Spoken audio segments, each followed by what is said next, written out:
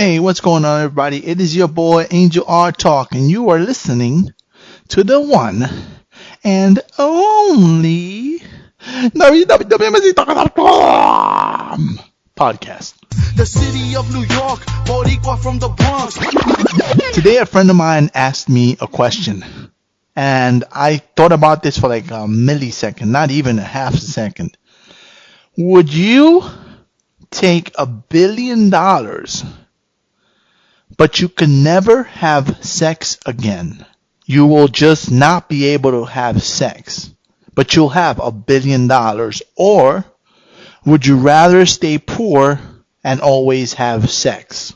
I'll give you a moment to think about how I answered that question. If you know me, if you think you know me, would I take $1 billion and no sex?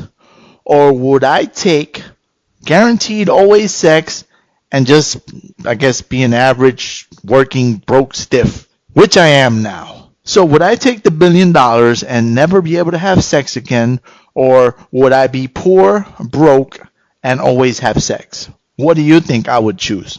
Now, if you know me, you know 100% without a doubt or hesitation that I would not take the $1 billion, even though that is a hell of a lot of money and life-changing, in exchange for no sex.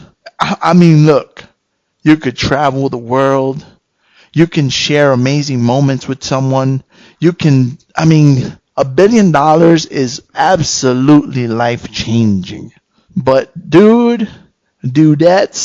there ain't nothing that I would take in exchange to never have sex again. It would have to be some really messed up stuff. Like if they tell me your son will die unless you never have sex again, maybe. I hope he's listening to this too. Maybe in that scenario, I'll be like, damn, I guess I'm never having sex again to allow my son to continue living. You know what I mean? Because he's still young. He's got his whole life ahead of him. Under that scenario is like one of the few instances where I would accept the no sex clause. But the question wasn't about losing family or anything like that. It was just straight up, I'll give you $1 billion and you could never have sex again. It was just physically impossible for you to, good girl, Peppa just peed, y'all. It is physically impossible for you to ever have sex again, period. Or you don't get $1 billion. Now, we didn't really specify that you'd stay like dirt poor or like, to be really bad off, but you would probably just stay as you are, right? And be able to continue having sex, guaranteed sex. I'm with the sex every day, all the time. As much as I would love to experience $1 billion and all that comes with it, all the amazing experiences and travel and all the things you can do and see, I couldn't trade that, y'all, for to give up sex. I just can't do it. I can't do it. Even the thought is like, no. You know what I'm saying? I can't. It's too important to me. That act of making love is extremely, extremely important to me. And I just couldn't do it. Could not do it. I'm having even more deeper thoughts about this. This $1 billion would not only alter my life, it could alter the life of all my loved ones and generations in my family for years and years to come. When I think of it that way, it weighs a little heavier on me because I now have the power to not only make my life much more comfortable, but the life of all my loved ones. With $1 billion, I could change everybody's life. Everyone who I love, I could change all their lives. And our children and our children's children. And if we manage the money properly, which I would hope we do, our children's children's children, we can alter the Rodriguez clan forever. And when I say Rodriguez clan, I just mean my family, and not everybody is a Rodriguez. So there are other families, that would benefit. I just say the Rodriguez clan because that's what I call my bloodline.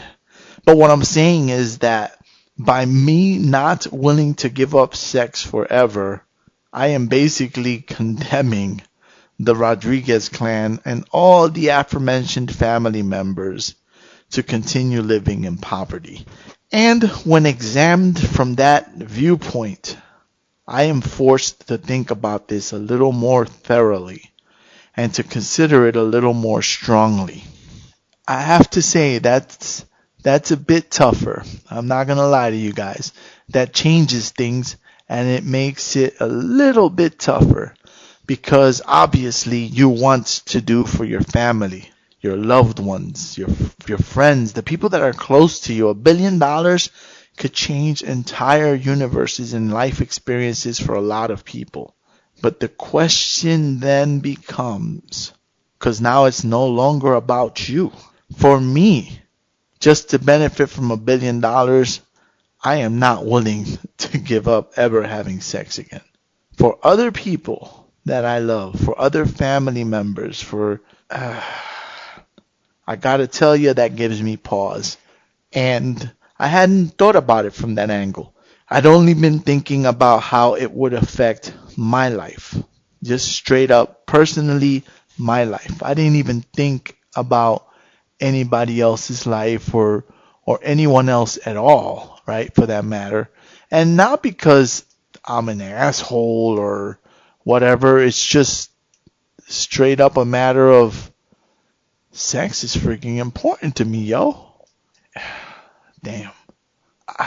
I haven't made up my mind what my answer would be given those parameters, but it's definitely not simply just a straight up hell no at this point. Damn. You are listening to the NYC Talking podcast. www.nyctalking.com. So did y'all watch Dune yet? I haven't read the books, and I want to read the books. This might be one of those situations kind of like with Harry Potter where I saw the movie, I saw one or two of the Harry Potter movies, and then there were no more movies for me to continue watching the story, so I decided to actually pick up the books, and oh man, I think hands down, those are my favorite books to read, the Harry Potter series. I absolutely love that series, and the Dune story was pretty good. I enjoyed it. I enjoyed the film.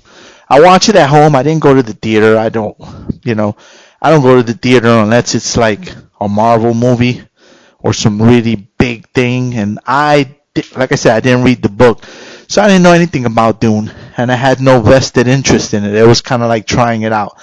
I watched it. I enjoyed it. It was a good film, and I'll definitely watch the sequel. But if it's available at home, I'll watch it at home. You know what I'm saying? If they put it on the theater exclusively, where the only place you can watch it is at the theater, then I'm okay paying to go watch it at the theater. If like my son wants to see it or my wife wants to see it in the theater, I don't really care, I did enjoy the movie, so if I have the option to watch it at home, I'll watch it at home. Because, like I said, unless it's a Marvel film, I don't really care to go to the theater. But if it's only in the theater and it comes out, like, it's good enough where I'm willing to pay theater prices to go see it. It's got this kind of futuristic feel to it. As I was watching it, I kind of was thinking of this comic I'm reading. Damn, I can't remember the name right now. Alright, y'all, I looked it up. It's called Lazarus. The name of the comic series is called Lazarus. And it's the same people who made Walking Dead. But it's about families in the future who control territories and stuff. I also kind of thought of that. Damn, I can't remember the name of anything right now. That show, whatever, it doesn't matter. This one's called Into the Badlands. I also looked it up. It's a futuristic type of show that deals with families in the future who have control and stuff, And I mean, I don't want to drop any spoilers. I really didn't throw up any spoiler warnings. And I don't want to disrupt the flow of the podcast here. So I'm not going to drop any spoilers for those of you who haven't seen it. But it's a pretty dope story. Kind of like a coming of age type of thing under some pretty stressful situation. You're kind of forced to kind of realize some things. And again, I don't want to drop any spoilers, y'all. The movie's too fresh and too new.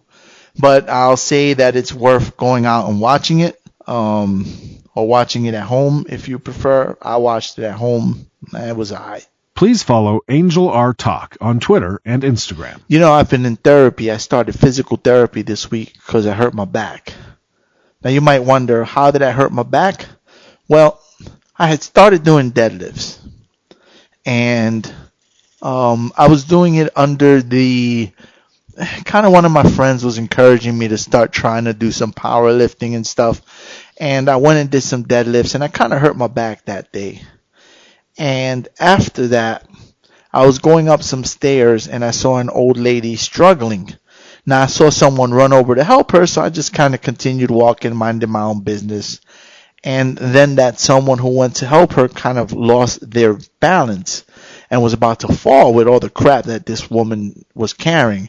She had chairs, she had Coronas and food and all this crap in one of them little shopping carts. So I ran over and I grabbed the thing. I underestimated how heavy it was. I figured, if this person is struggling with it, for me, even though it could be heavy, I'm sure it'll be super easy.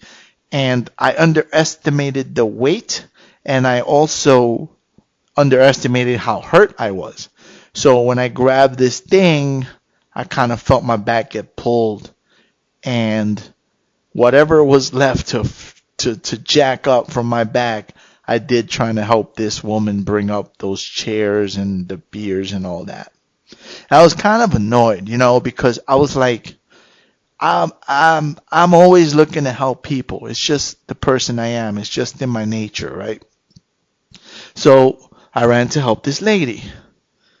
And instead of being thankful or grateful or whatever, the universe, right? Instead of being grateful to me for trying to be a good person, the universe punishes me with some back pain. Like, I don't understand that. You're trying to do a good deed, you're trying to do a nice thing, and you get hurt. Like, it don't make no sense. It doesn't make any sense that I would get hurt trying to do something nice, trying to do a good deed, trying to help, man. I'm trying to help. I saw the person almost fall. I ran over. I got you. And then, universe says, I got you, boy. And there goes my back. And I've had back pain since. However, I started physical therapy, and I will say that the exercises we're doing for my back, the stretches we're doing for my back appear to be helpful. We're doing some work on my neck as well, because my neck has been hurting for some time. That doesn't feel as helpful, but the lower back stretches I feel have definitely helped. I feel way better than I did when I started therapy earlier this week. I told the therapist today, I was like, yo, listen, my man, I'm not going to keep coming here and paying $40 a session to have you guys watch me do stretches. No disrespect to you, and it's nothing to do with you. It's financially straining. It's a lot of money to pay. If I were coming in here and you were doing some hands-on stuff on my back, you were massaging me or adjusting or doing something that you had to be involved in, I'd pay the $40 per session. But it doesn't make any sense for me to pay $40 to come in here and have you watch me stretch. I could just do that on my own. So we both spoke about it, and we agreed that I'd, for now, go once a week. And once a week is a little more palatable. We'll try that out for a while and just see how things go along. I'll continue doing the stretches on my own, continue doing the few exercises on my own, and hopefully it helps me. But it doesn't make any sense, yo. Again, If in some cases of physical therapy, the therapist his hands are on you doing something, right? Making some adjustment, holding you in some position, pressing, whatever it is. They're doing something that you can't do for yourself on your own that requires their skill and ability. I get that. But if what you're doing is providing me with a series of stretches that repeat every time I go, I already know the stretches. I learned them. I know what we're doing in there. I could do that by myself and save myself $40 a week. I mean, I ain't got money like that, y'all. I mean, and even if I had a ton of money, it still wouldn't make sense to me to pay $40 to go in and have somebody watch me stretch. That's just ridiculous. So I'm in therapy. I'm feeling a little better in my back, and let's see how it goes. You are listening to the NYC Talking podcast. www.nyctalking.com. Please like NYC Talking on Facebook. Please follow Angel R Talk on Twitter and Instagram. We are NYC Talking, the realest lifestyle blog ever. Thanks for listening.